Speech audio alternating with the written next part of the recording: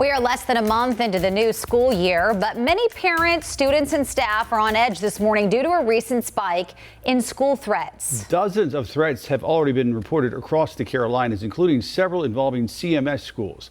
WCNC Charlotte's Richard Devane now live this morning with more on what is a troubling trend. Richard.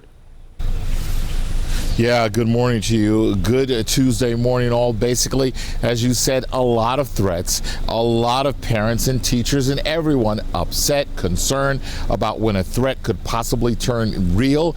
And all of it seems to stem from something that folks are finding right on their phones, as social media. Let's take a look at some video. Basically, this is something that is concerning to parents. If someone calls in or posts a threat online about a school. Now, this all less than a month after the school shooting in Georgia that claimed the lives of 4 people. Schools across the country, here in our area also, getting these increased numbers of threats of violence. At least 40 North Carolina schools have received threats since early September. 2 students were arrested in connection with threats made in Cleveland and Gaston counties, while an Iredell County teen is facing felony charges for a fake threat against a Lake Norman school. Deputies tell us this. CMS acknowledged they have had several threats against a number of middle and high schools in the district, and a spokesperson said while they wouldn't tell us which schools were involved, they did say they put extra security in place just as a precaution.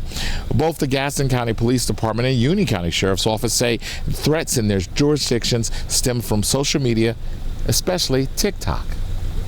There's a TikTok trend or a social media trend going right now where it's cool, it's a popular thing to do to share those school threats, to continue to spread that concerning message. But we have had juveniles charged with making false threats of mass violence against an educational property. It is a felony offense in North Carolina.